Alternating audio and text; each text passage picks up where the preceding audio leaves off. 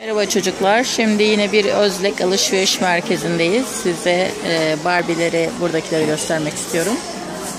Şöyle en baştan başlayalım. Şöyle.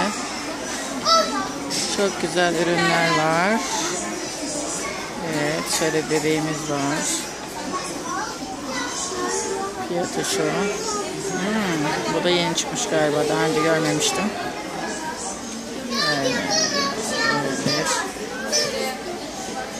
Evet, şöyle aşağı inelim.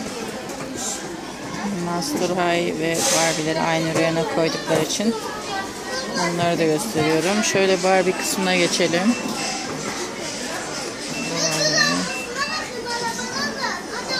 Çok güzel. Barbie'ler var. Evet, şöyle gelinlikliler var. Fiyatlarımız.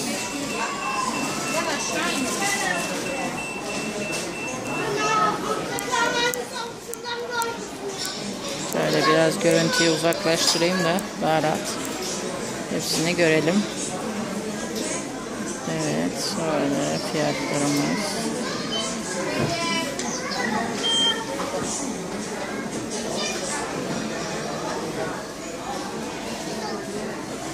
Böyle yine değişik Barbie'lerimiz.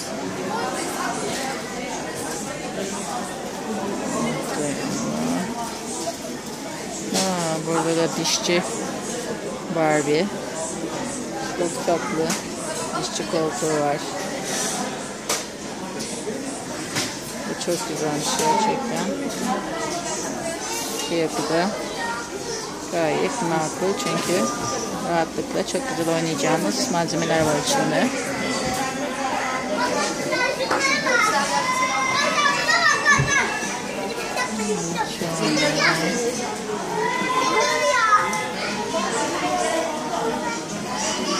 Saçlarını yapabiliyorsunuz Barbie'lerinizin. Şöyle tek Barbie'lerimiz var. Evet, şöyle aşağıya da bakalım.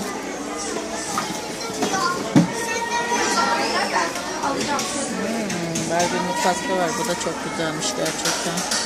Bunda bayağı bir malzemesi var. Çok rahat oyunlar koyacağınız malzemeler var. Evet, yine Barbie gözlük var. Bunu gösterelim. Bu da Barbie gözlükçü.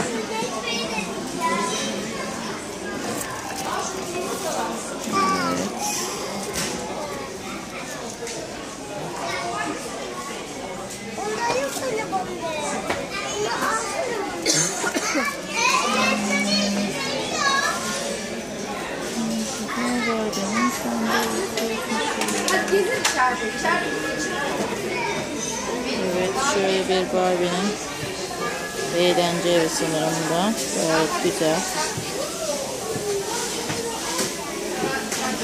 Hoşça kalın.